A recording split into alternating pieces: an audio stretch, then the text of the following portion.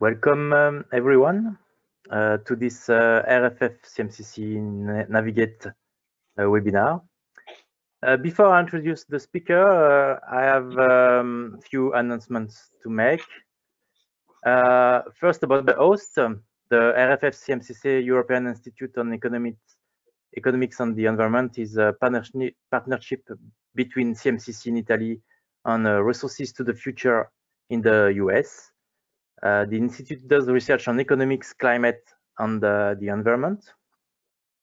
This webinar that you will see is part of the Navigate webinar series. Navigate is an H2020 European project aiming at developing the next generation of integrated assessment models. The project involves 70 partners, European and non-European.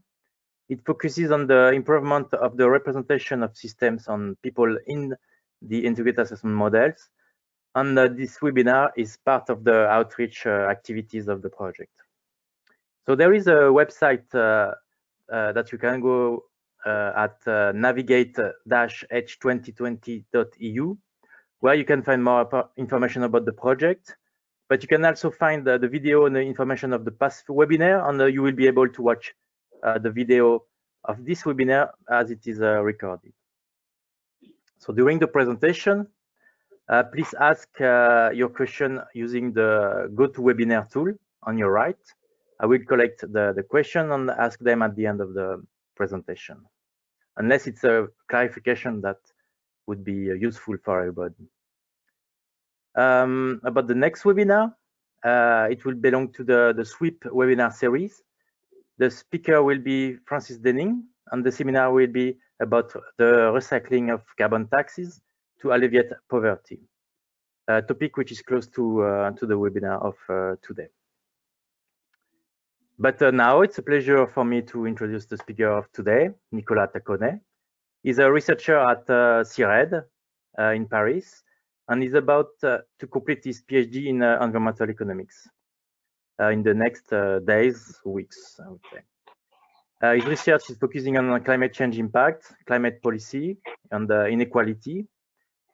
This year, he received the Young Economist paper Best Paper Award from the French Association of Environmental and Resource Economists for his paper Optimal Climate Policy When Warming Rate Matters. But today, he will talk about another paper, the effect of mitigation costs on climate damages on inequality, which was published earlier this year in Climatic Change. So I'm pleased, Nicolas, that you are the speaker today, and I give you the floor.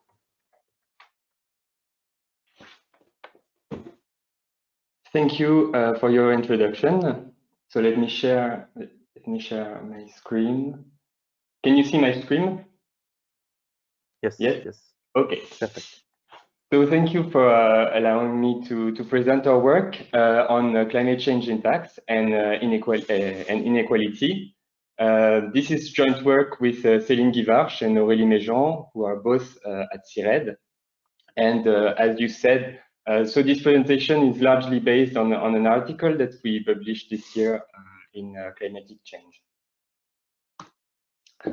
So the outlines of this talk are the following. First, I will start by a brief introduction on climate change and inequality. So how climate change can affect inequality. Then I'll say a few words about our method, the method we use to build quantitative projections to explore the role of climate change on future inequality between countries.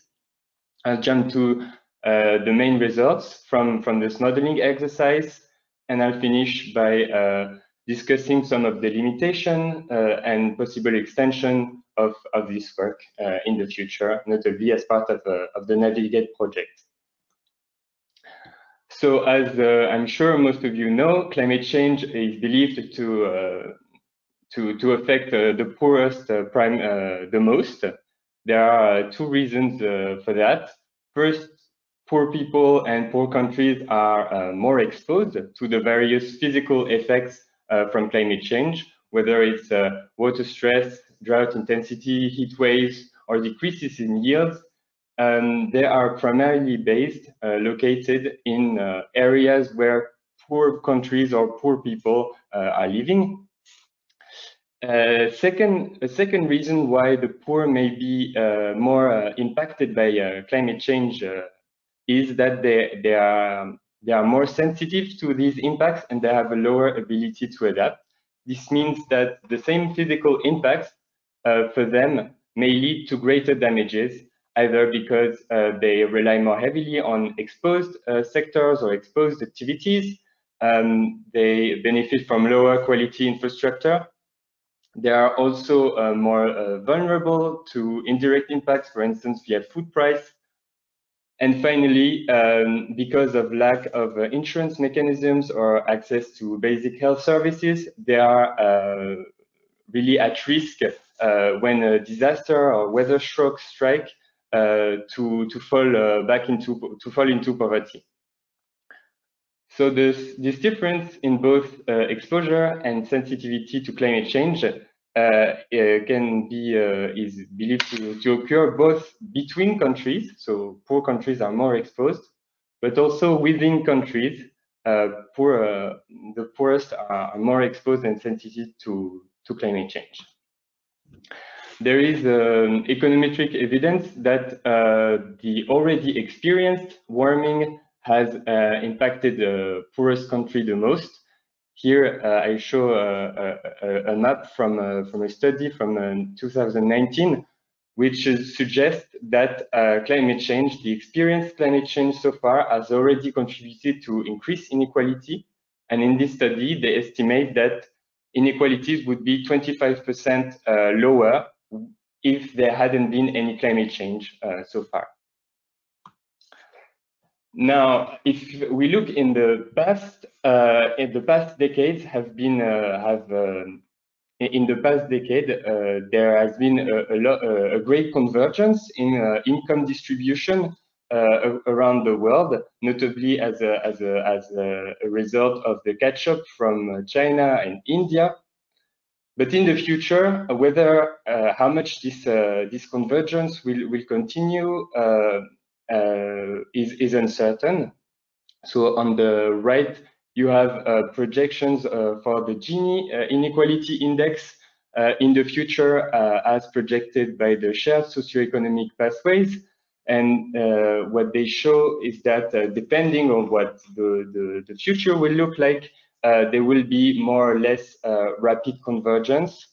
Either Gini will continue on its decreasing path, but in other cases, the decrease in inequality may slow down, and even in some futures, inequalities may rise again. So these projections show that future convergence is uncertain, but they exclude the impacts of climate change. So they exclude that depending on how much climate change they will have, it will impact the countries differently. So what we were interested in was to quantify the role that climate change may play in this future inequality. So we had basically two research questions. The first was to quantify how much climate change plays a role in future inequality between countries in different emission scenarios, also to compare its role to other socioeconomic drivers. So to what extent does climate change play a role as compared to socioeconomic drivers?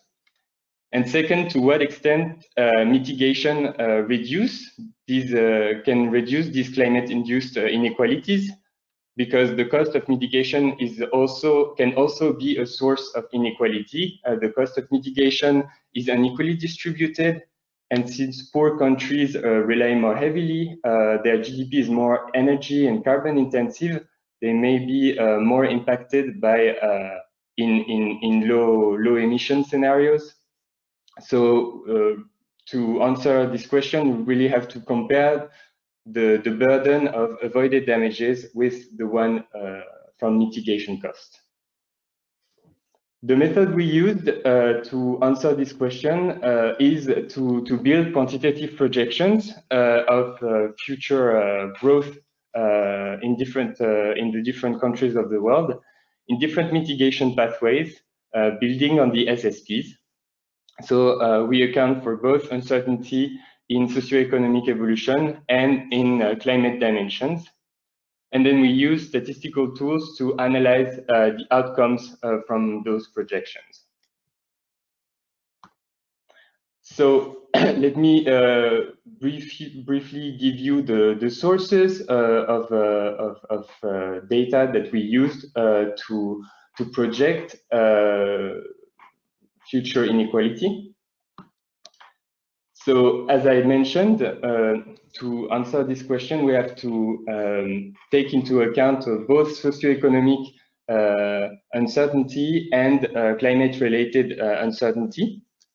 So we begin by looking at more the socioeconomic dimension and how it may bring to what emission levels it will lead to.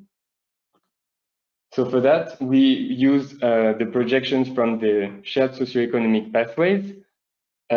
These are they give us 5 contrasting visions of what the future could look like, depending on the evolution of technology, access to natural resources, the degree of catch-up between poor and rich countries, so that it gives us it allows to account for a wide range of uncertainty in socioeconomic dimensions.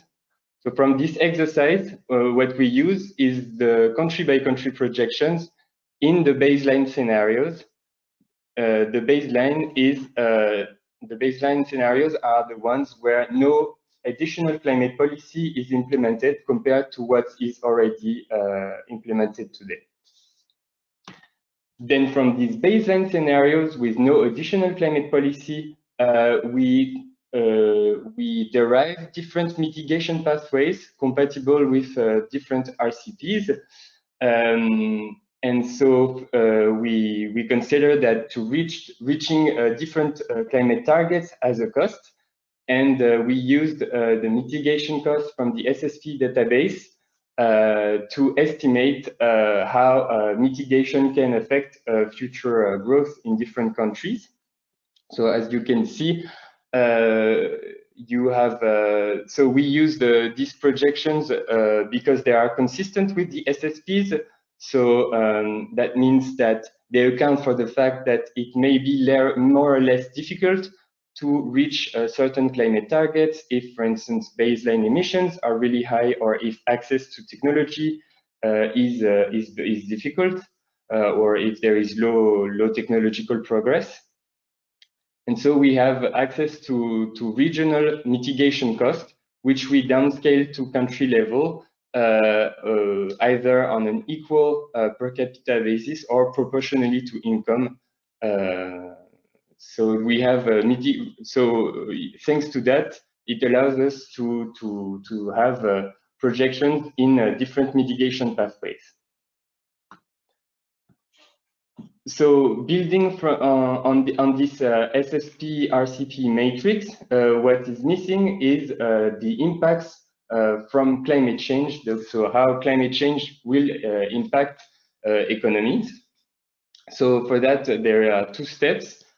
First, quantify how much climate change the emissions will bring. And second, from these physical changes, what cost it will have in different countries. So for the temperature response to a given emission scenario, we use the data from a CMIP5 model. So this allows us to have both global and country level temperature change as a response to different RCPs. And we use to get the wide range of uncertainty. We use both mean and 10th and 19th percentile. The last part is to quantify the climate damages. So how much damages climate change will bring, and how these damages are distributed by countries. And for that, we build on country level damage functions from different studies, which are based on the different methods to estimate the level of damage from climate change and their distribution among between different countries. I can come back to this point later, but what we do in one of these is that in one of these specification we account for somehow the vulnerability. So we account for the fact that as countries get richer, they will be less impacted by climate change. I just mentioned it because I will come back to this point later. So to summarize, we have uncertainties in various dimensions, both socioeconomic and climate related. And we have consistent projections of countries' GDP and GDP per capita up to 2100.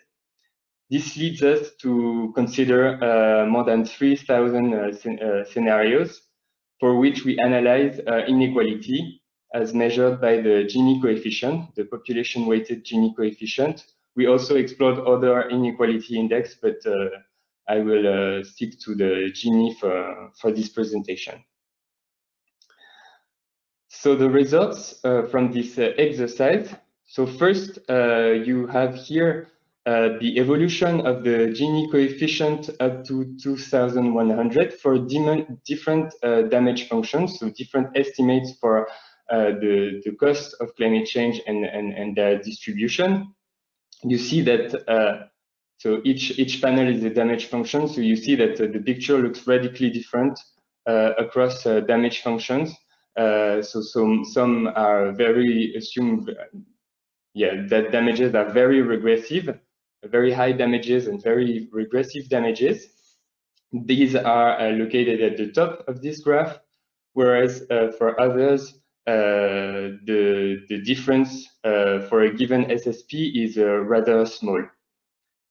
But for the more regressive damages, you see that it leads to a wide dispersion of potential outcomes.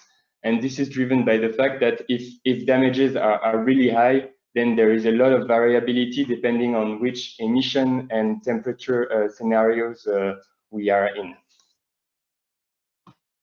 So to analyze the relative contribution of the different dimensions and different drivers, we built a regression tree to predict Gini in 2100. So you see that that SSP, actually the socioeconomic assumptions and then the damages are the first drivers of future inequality. So in this tree, the first branch distinguishes between rather low inequality and high inequality socioeconomic futures, and then you have differences between highly regressive and less regressive estimations of damages. What's interesting is that in the specification where we account for vulnerability, so we account for the fact that damages may be lower as countries get richer, then there is an interaction, of course, between the SSP and the damage. So the regressive damages may not be the same in different socioeconomic worlds when we account for their vulnerability, because if there is a great convergence, as in SSP 1 or 5, then this allows some countries to protect themselves somehow via development from the resulting impacts from climate change. What's interesting in this exercise is not so much the drivers that appear in the tree, but also those that are missing. So what's missing here is uncertainty in both mitigation costs, their distribution, and uncertainty in the temperature response to a given RCP. So this means that they contribute less to explain the Gini value in 2100. We also looked at whether the influence of climate change was likely to lead to a reversal in the decreasing inequality trend. So for that, we performed the prime analysis, which reveals the combination of inputs that lead to a certain result.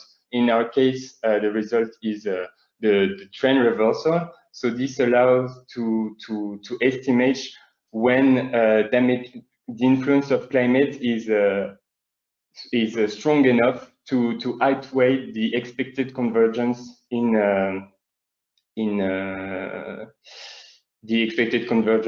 the future. So what we find is that this can occur in all SSPs, but only for the most regressive damages. And sometimes it takes both very regressive damages and also high RCP, so high emission pathway, for this reversal to occur.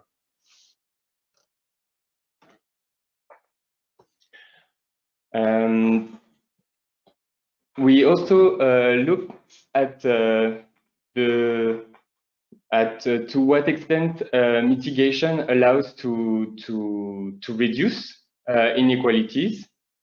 So in this graph, you have the depiction of the percentage of scenarios in which each RCP is the lowest inequality, is the one with the lowest inequality. So for instance, each panel represents a SSP, so a socioeconomic world, and on the x-axis, you have different damage estimates. They are ordered from the most regressive to the least regressive. So for instance, in SSP1, RCP 2.6 is most of the time the one, the emission pathway in which the inequality level is the lowest. While, for instance, in SSP3, depending on the underlying assumptions about the other uncertainties, sometimes the baseline is the baseline, or other RCPs are the one where inequality levels are the lowest. So what this exercise allows to understand is that first, the regressivity, of course, of damages is key to understand in which mitigation pathway the inequality levels are the lowest. In the most regressive damages, lower inequality, lower emission pathways present lower inequality levels, while it's not always the case for damage estimates that are less regressive. And so this, and in those cases, there can be a strong influence of the SSPs, because as I mentioned, reaching different climate targets may be more or less costly depending on baseline emissions, the cost of mitigation, the cost of low carbon technologies. So when this is the case, that it's unclear whether mitigation leads to less inequality levels. So in those cases, the distribution of mitigation costs may have a great impact on the results.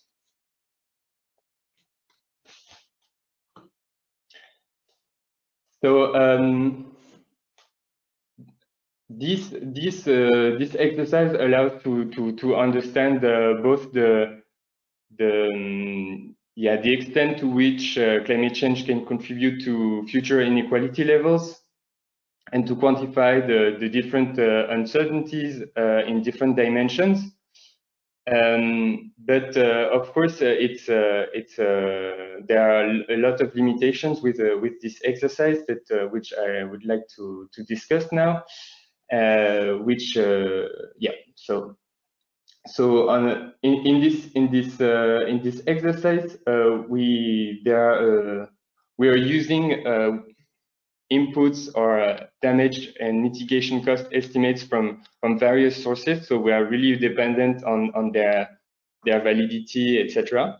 In particular for damage, as I'm sure you know, the way to evaluate damages and to convert them into losses of GDP is very contentious, depending on the method we use on the disaggregation method, etc. All damage estimates have their flaws, so it needs to be pointed out. So for instance, if you use estimate from a statistical method, then extrapolating this into the future is really contentious. But on the other hand, estimates from other methods may suffer from omitted damages, etc.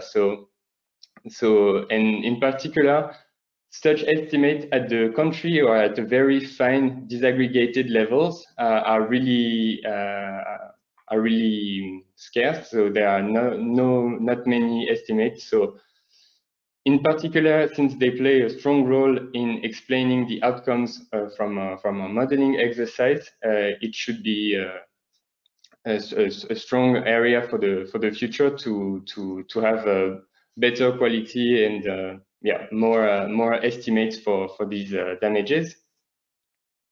The second thing is that accounting for vulnerability in this exercise is key, especially as it interacts with assumptions about socioeconomic future.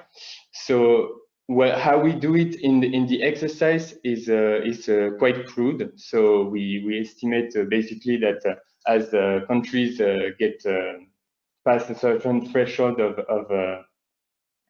of income, they get less vulnerable to climate change. But there would be other ways to do it in a more realistic way to better account for the underlying reasons for vulnerability, whether it is the structure of the economy or the adaptation policies, etc. The second key thing about this study is that for the mitigation costs, they are based from integrated assessment models. So most of the time they are assumed to be distributed based on least cost methods. So emission reductions take place where they are the cheapest. But so other methods to distribute those costs, either based on equity principle, could change also the influence of climate change in particular in low emission pathways. So we could imagine other ways to distribute them based on either compensation of damages or relying on financial transfers. And also we could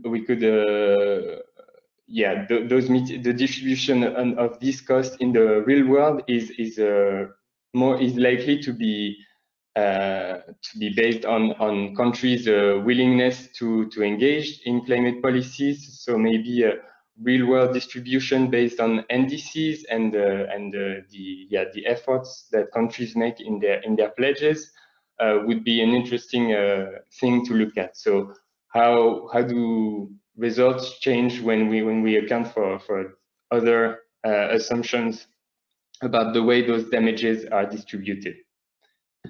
Another perspective that would be interesting to look at is considering inequality not just between but also within countries, especially in since as of today, between country inequality is the primary source of inequality between individuals, but we may think that in the future, maybe especially as countries converge, income levels converge, there is a greater weight of within country inequality in the global inequality picture. This would require to to account for the fact that poor households are more vulnerable to climate change impacts. But on the other hand, the way climate policies are implemented may have also an impact depending on redistribution of revenues from the carbon tax or other mechanisms.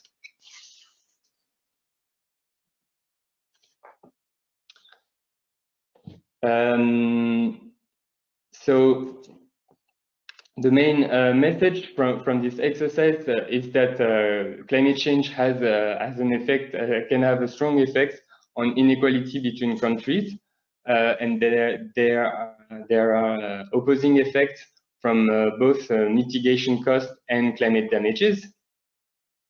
And the main uncertainties are the ones related to socioeconomic assumptions and damage estimates. And in particular, we stress that there is a wide difference between different damage estimates in their regressivity, and that it can radically change the picture.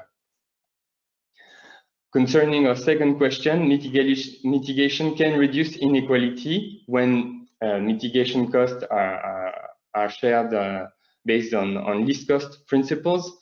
It's the case most of the time for more regressive damage estimates, but it's uncertain for rather low damage estimates, or rather not regressive damage estimates. So in such case, the way those damages are distributed is key to understand whether lower mitigation pathways may lead to better outcomes in terms of inequality. So to finish, I'd like to point out that though this study is probably has a lot of caveats, there are a lot of more quantitative studies are needed, in particular to design and analyze fair mitigation pathways, and it's a key part of the Navigate project. And a key area for development would be to integrate those mechanisms somehow endogenously in the integrated assessment models. So it's a key part both to have climate impacts within integrated assessment models, but also better capturing socioeconomic inequality within those models. This would be a significant improvement, because in our case, we rather combine and we use ex post. We make ex post modifications to damage to scenarios as depicted by integrated assessment models, but integrated those mechanisms within integrated assessment model would bring further complexity, but also would be key to understand the underlying mechanisms of inequality in the model and in different mitigation pathways.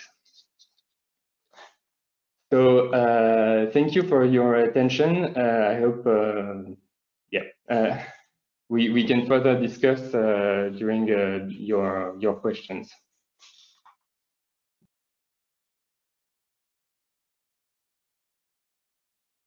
Thank you, Nicolas. I don't know if I have.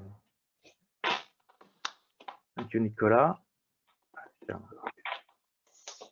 Thank you, Nicolas, for this interesting presentation of your paper. I have some questions for the moment. So I have a question from Johan Ekmans. Do you consider also different damage channels? For example, capital depreciation, productivity growth, not only, for example, like some specific channel, not only the gross production. Yes, so it's a good question, and I mentioned it in the perspective. So maybe I wasn't so clear. Here, what we do is that we use aggregate estimates of the total economic impact from climate change, and when we apply that to the growth projections. So we don't really model the channel through which the damages may occur, whether it's damages to capital or damages to different to labor productivity or to natural capital. So we don't have that. Rather, what we do is we only use estimates from kind of the total aggregate impacts. Okay.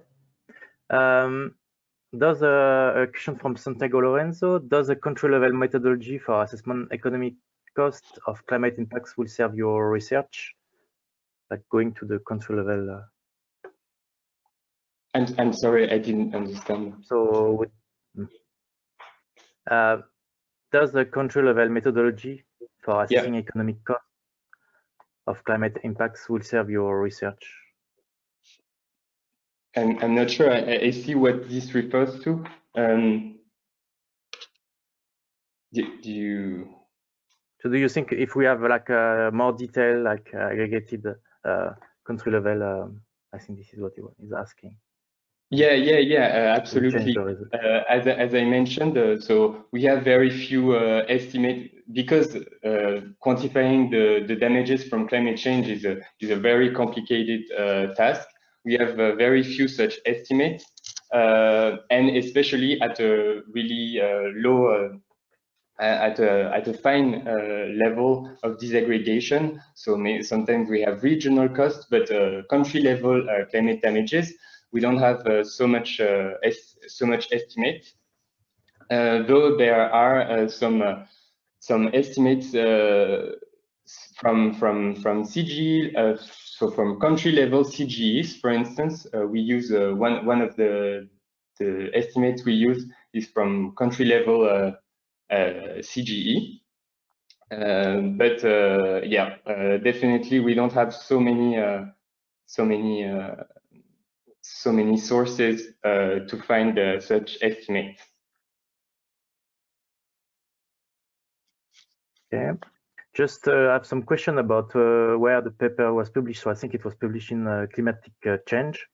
This year, if you confirm. Yeah.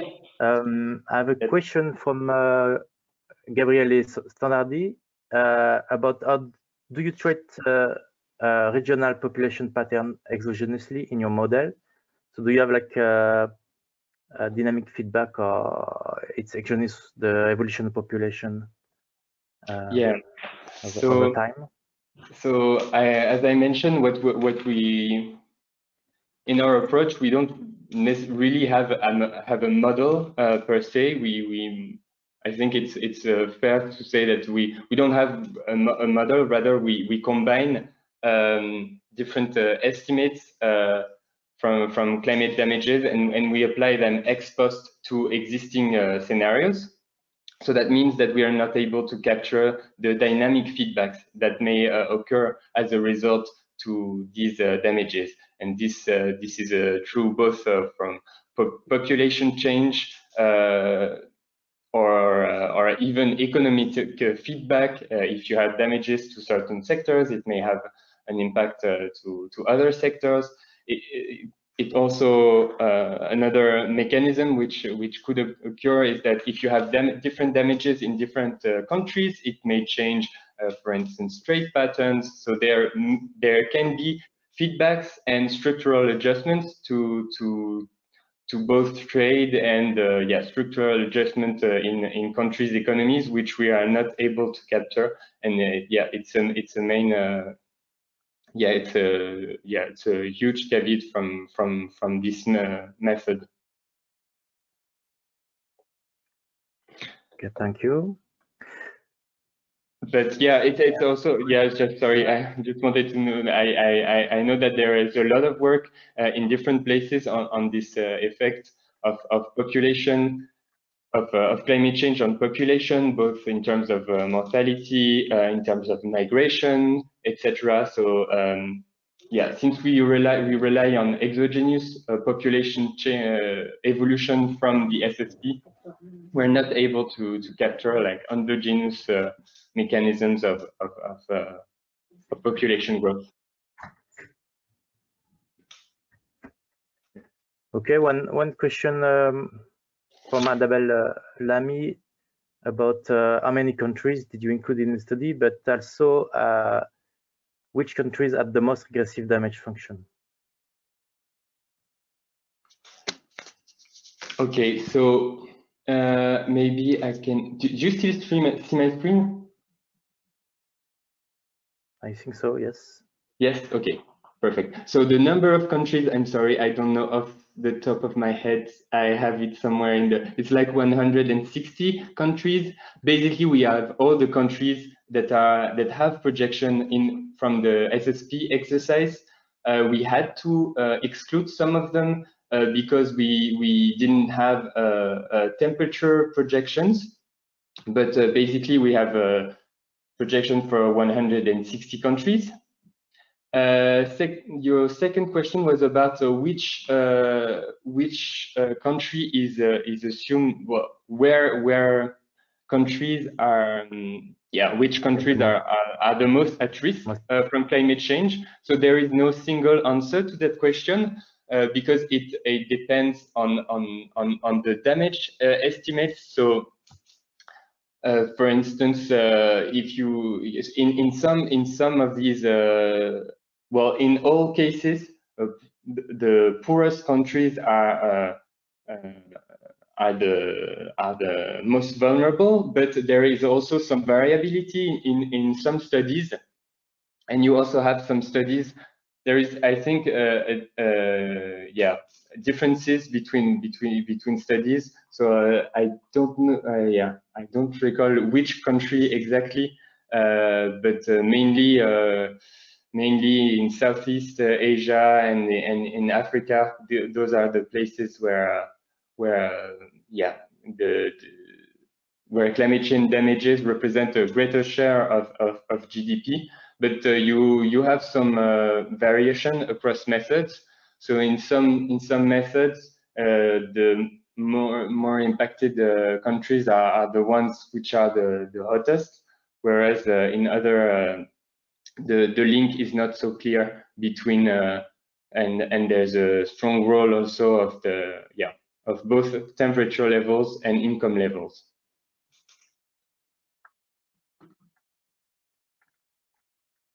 Okay. I have a question from Johannes Emerling. Thank you, Nicolas. Very interesting works. One question, is there a way you could also evaluate wealth inequality in this framework or evaluate different burden sharing rules in terms of inequality implications? Sorry, so the question was, can we from that, like... So there is two questions. Yeah, sorry. Could you also evaluate wealth inequality? Inequality? Yeah. So yes, so here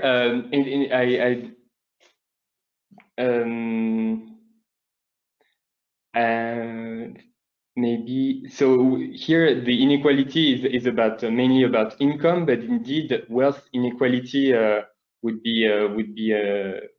be interesting to think about. I don't know what sources of so as of today, we know that wealth inequality represents a great share of how the wealth is in terms of differences between individuals. I'm not sure how I would represent that.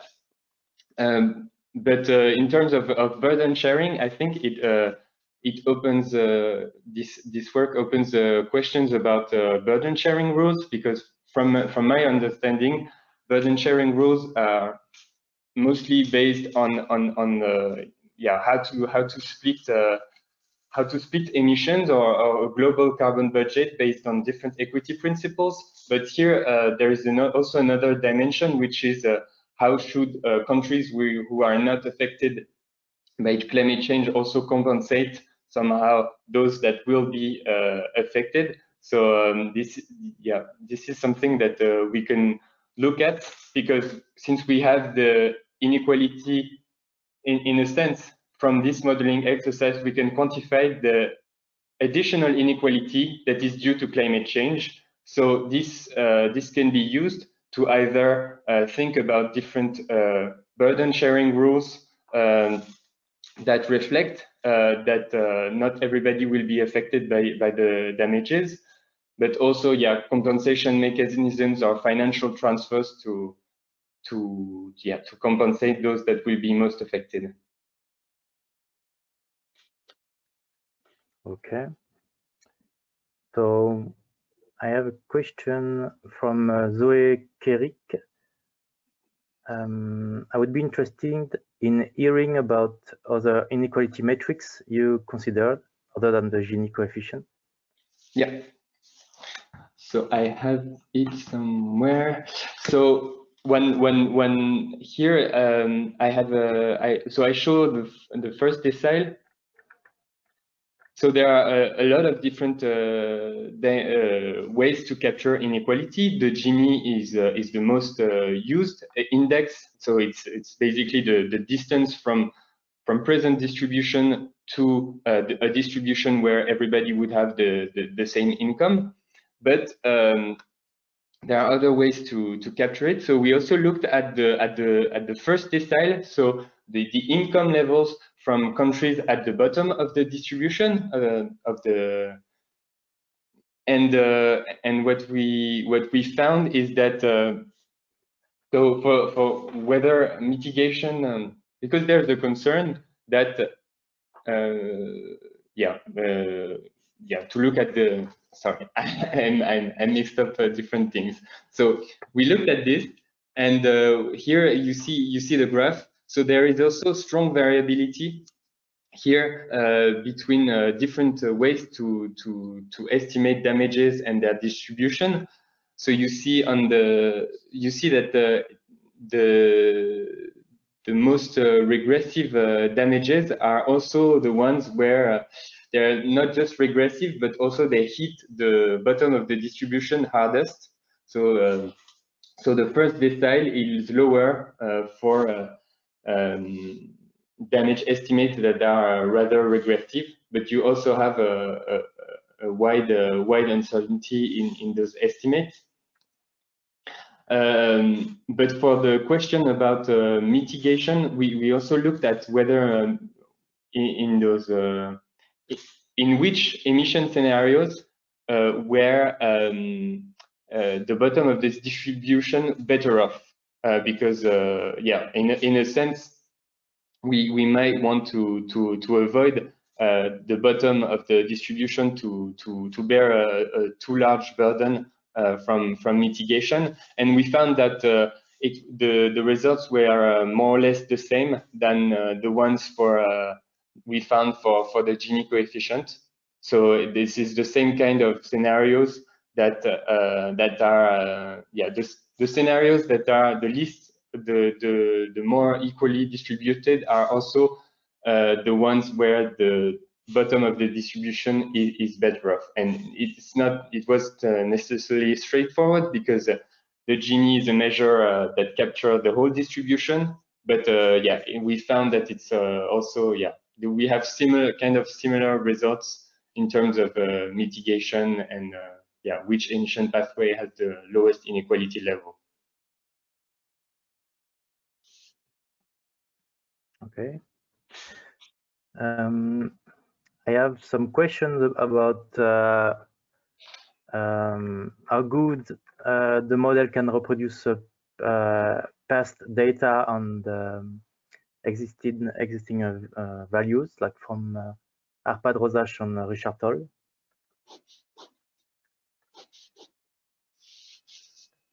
How good you can reproduce the past? Would be able to reproduce the past with the model.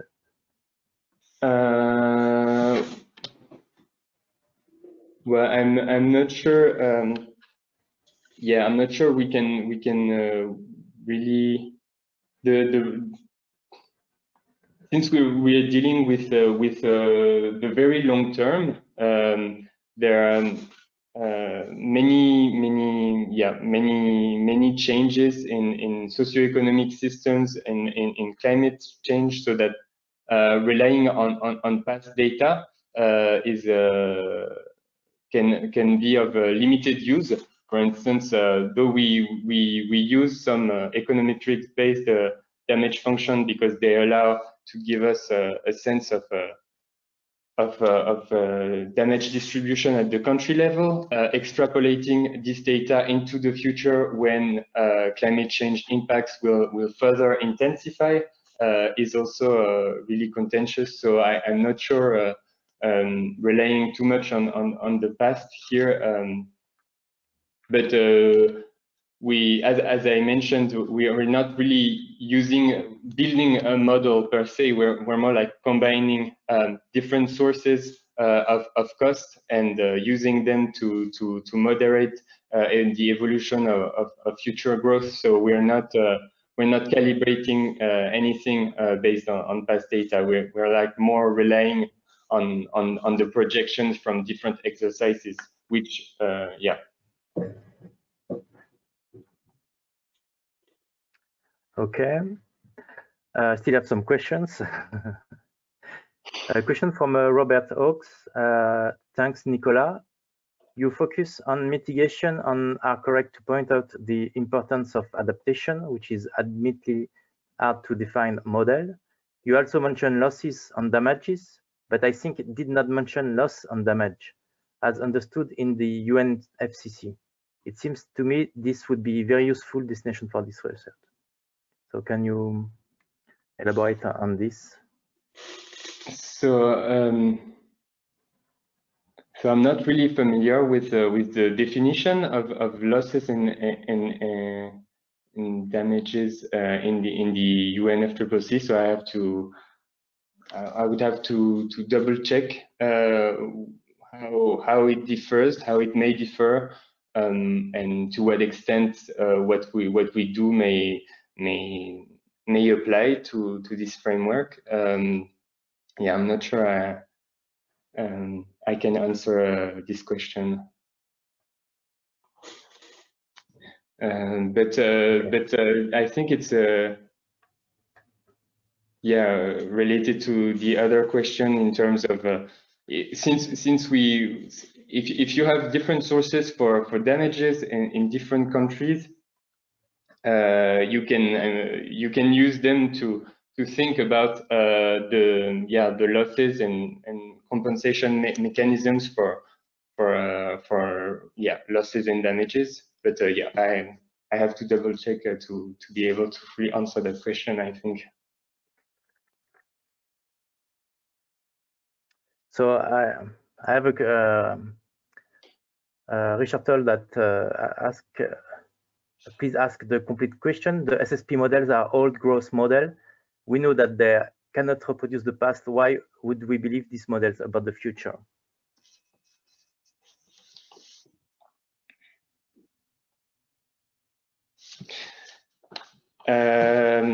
Yeah, so of course we were dependent on the projections that different models make, and yes, the underlying growth model from the SSP does not capture maybe more detailed representation of technological change or endogenous growth, etc. So yeah, we use they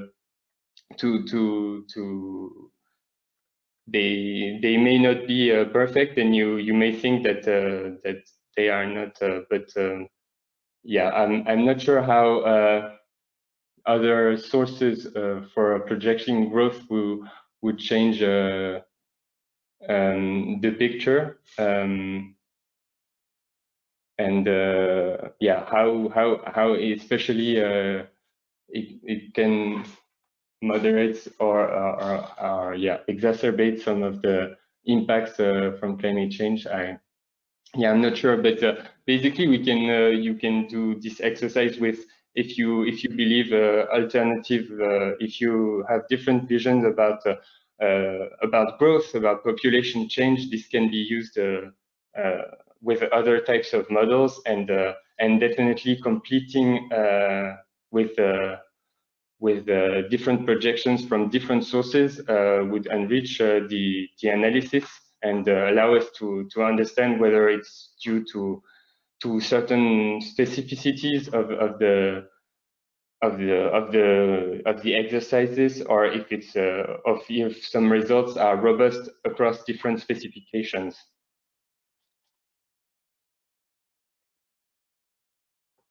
Okay, thank you. So I think I asked more or less all the questions I received. So I would like to thank you very much for the presentation and the session of questions. And I'd like to thank you also all the attendees that were there. And I believe we can see you in the next webinar. Thank you very much. Thank you.